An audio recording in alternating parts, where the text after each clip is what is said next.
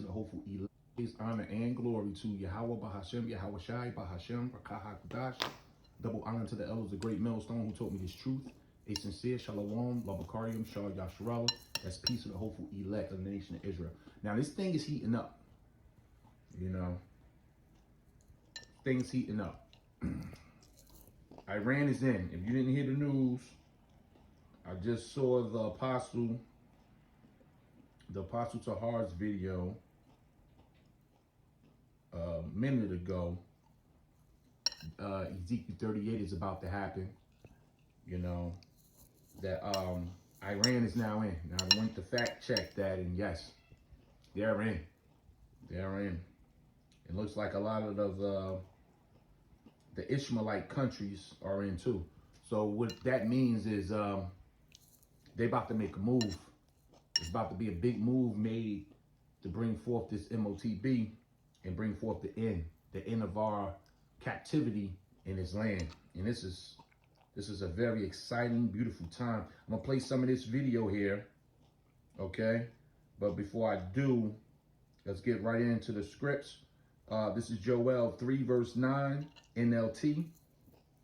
Say to the nations far and wide, get ready for war. Call out your best warriors. Let all your fighting men advance for the attack.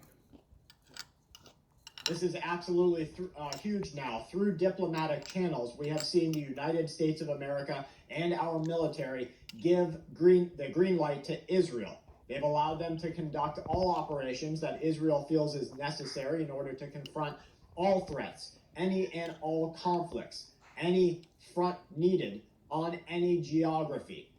Now, we have seen right now the USA basically say, Israel, it's okay, you do what you have to do. We're going to be here to back you up. Unlike the Ukraine war, we did not move the amount of weapons and people and navies that we are moving right now to Israel. You didn't see the U.S. military making a big deal out of getting diplomats out of the region. What we have happening right now, we have nuke sniffers overhead. What we have happening right now is a blame game of Iran about to bring a nuclear warfare. The Russian Foreign Ministry has said it's the United States that has brought this conflict into all of the Middle East. Now they say we are at the point of no return. I think that that's important that we realize we literally are at the point of no return. You're going to see a world-enveloped conflict. You're going to see shortages at your grocery stores. You're going to see people jonesing for a cigarette because they can't get it. You're going to see what we're already witnessing, even more compounded on top of this, shortages of medicine. ADHD drugs are basically out. You have a lot of life-saving. To those who feast on ribs like they feast on competition. Plop, plop, fizz, fizz. Come on. Life-saving anesthetic drugs that are in shortage. You have people with insulin problems getting a hold of their life-saving needs right now. This is huge. And yes, it is. And then, you know, that's going to bring forth Jeremiah 30, verse 7, starting verse 6. Ask you now and see whether a man doeth travail with child, or wherefore do I see every man with his hands on his loins, as a woman in travail, and all faces are turned into paleness. Alas, for that day is great, so that none is like it. It is even the time of Jacob's trouble, but he shall be saved out of it. That's the elect. And this is the time when all these prophecies are about to take place. Yeah. And that Jacob trouble, you heard what he said about the medicine in the store. This is when it's going to hit. It's going to hit.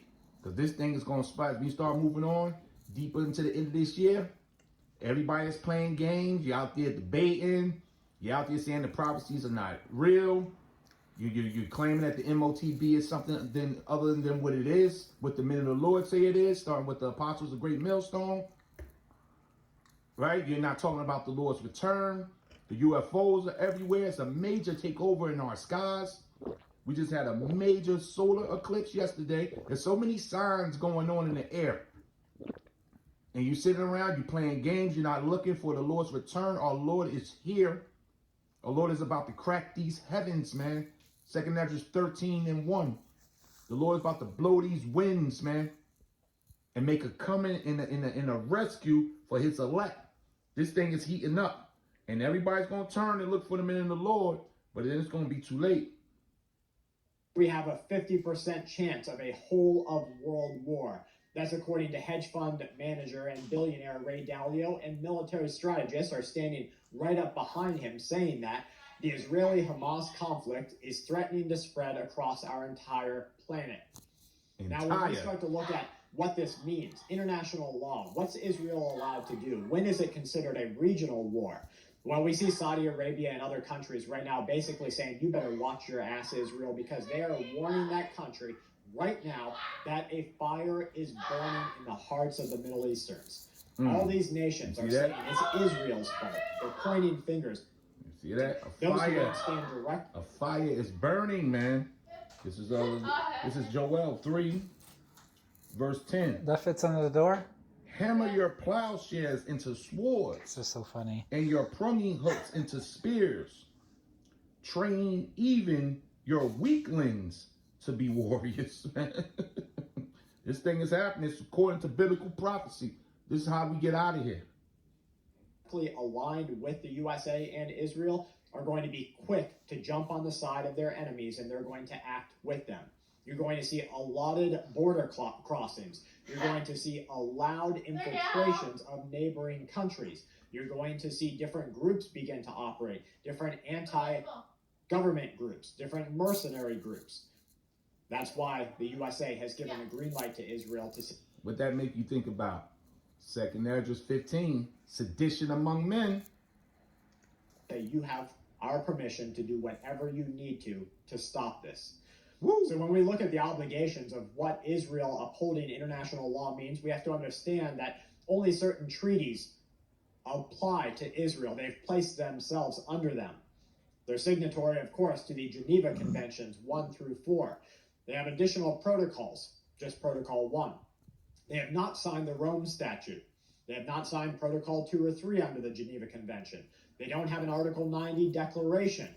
So when we look at Israel, and they're saying they're reassuring the world that they're going to uphold international law, they're only obligated to follow the laws that they have agreed to. Give me a second. It eliminates a whole bunch of gray areas. They can do basically whatever they want.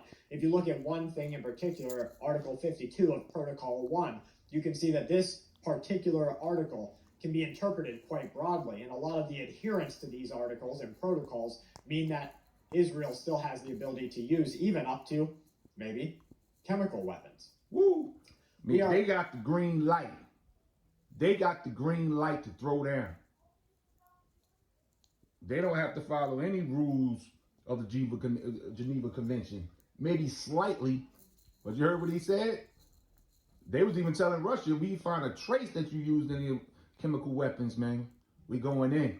But this is all leading to, like the apostles did the video, Ezekiel 38, man. These Persians are stepping up. This is all biblical prophecy.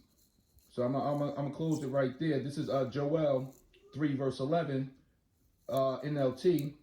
Come quickly, all you nations everywhere. Gather together in the valley. And now, O Yahweh, call out your warriors. Now the valley is the valley of Jehoshaphat. Yahweh Shaphat was the valley of judgment down in the Middle East, what we're seeing right now. They're gathering. And they're calling down is those angels, man. The angels are refereeing this whole thing. And tell you that in Revelation 16. The Lord got his angels down there working on the minds of these generals, mustering up the battle. So yeah, this thing just picked up more traction. And we're going to see these upcoming days. Ain't no turning back now. Giving all praise, honor, and glory to Yahweh Bashem, Yahweh Shah Bashem, Rakah HaKodash. We almost up out of here. Yahweh Ratazah, we be of his elect. He give us that Dawah, that Ezekiel 9 and 4, that covering that we need to make it through this rough, turbulent time. Because it's going to be rocky. It's going to be rough, man. But the Lord's elect is going to make it through. Shalom.